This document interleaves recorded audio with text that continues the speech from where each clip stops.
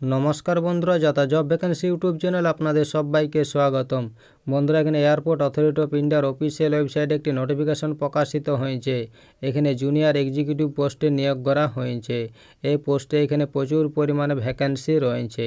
এই পোস্টের জন্য এখানে শিক্ষাগত যোগ্যতা কি বলা হয়েছে, বয়সসীমা কত চাই, কবে থেকে আবেদন শুরু হচ্ছে, সেই সব নিয়ে এই ভিডিওর মাধ্যমে সংক্ষেপে আলোচনা করব। তাই বলছি পুরো ভিডিওটা শেষ পর্যন্ত দেখো। চলো শুরু করি। বন্ধুরা, এটা হচ্ছে এয়ারপোর্ট অথরিটি অফ ইন্ডিয়ার অফিসিয়াল বিজ্ঞপ্তি। এখানে জুনিয়র এক্সিকিউটিভ পোস্টে নিয়োগ করা হয়েছে।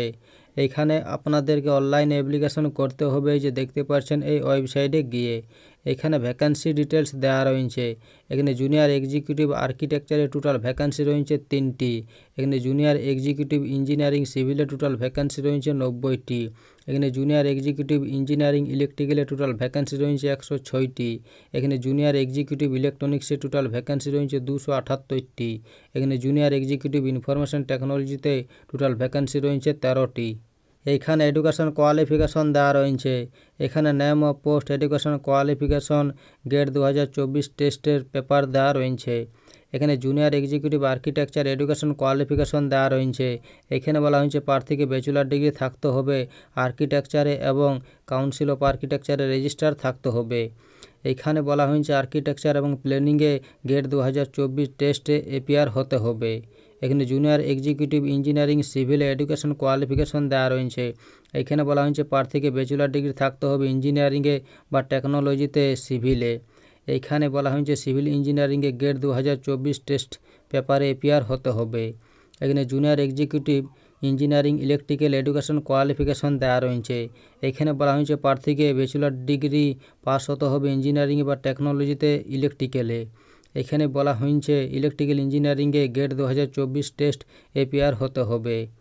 এখানে জুনিয়র এক্সিকিউটিভ ইলেকট্রনিক্সে এডুকেশন কোয়ালিফিকেশন দেওয়া রয়েছে। এখানে বলা হয়েছে ব্যাচেলর ডিগ্রি ইন ইঞ্জিনিয়ারিং বা টেকনোলজিতে থাকতে হবে ইলেকট্রনিক্সে বা টেলিকমিউনিকেশনে বা ইলেকট্রিক্যাল এর সঙ্গে স্পেশালাইজেশন ইন ইলেকট্রনিক্সে। এখানে বলা হয়েছে ইলেকট্রনিক্স অ্যান্ড কমিউনিকেশন ইঞ্জিনিয়ারিংয়ে গেট 2024 এপিয়ার হতে হবে। এখানে জুনিয়র এক্সিকিউটিভ ইনফরমেশন টেকনোলজিতে এডুকেশন কোয়ালিফিকেশন দেওয়া রয়েছে। এখানে বলা হয়েছে প্রার্থীকে ব্যাচেলর ডিগ্রি থাকতে হবে ইঞ্জিনিয়ারিংয়ে বা টেকনিক্যালে, কম্পিউটার সায়েন্সে বা কম্পিউটার ইঞ্জিনিয়ারিংয়ে বা আইটিতে বা ইলেকট্রনিক্সে, অথবা এখানে বলা হয়েছে এমসিএ অর্থাৎ মাস্টার ইন কম্পিউটার অ্যাপ্লিকেশন থাকতে হবে। এখানে বলা হয়েছে কম্পিউটার সায়েন্সে এবং ইনফরমেশন টেকনোলজিতে গেট 2024 টেস্টে এপিয়ার হতে হবে। এখানে এজ লিমিট দেওয়া রয়েছে। এখানে ম্যাক্সিমাম এজ দেওয়া রয়েছে 27 বছর 1/5/2024 অনুযায়ী। এখানে বয়সে ছাড় দেওয়া রয়েছে SC/ST ক্যান্ডিডেটদের 5 বছর এবং ওবিসি ক্যান্ডিডেটদের 3 বছর।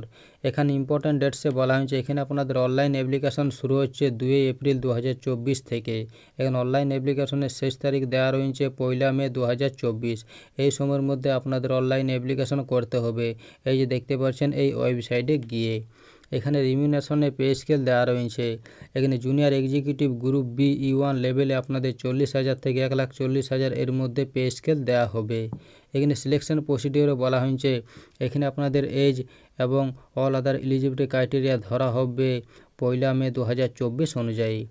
এখানে বলা হয়েছে যেসব ক্যান্ডিডেটরা গেট 2024 এপিয়ার হবে রিলেভেন্ট ডিসিপ্লিনে, তারা এখানে আবেদন জানাতে পারবে।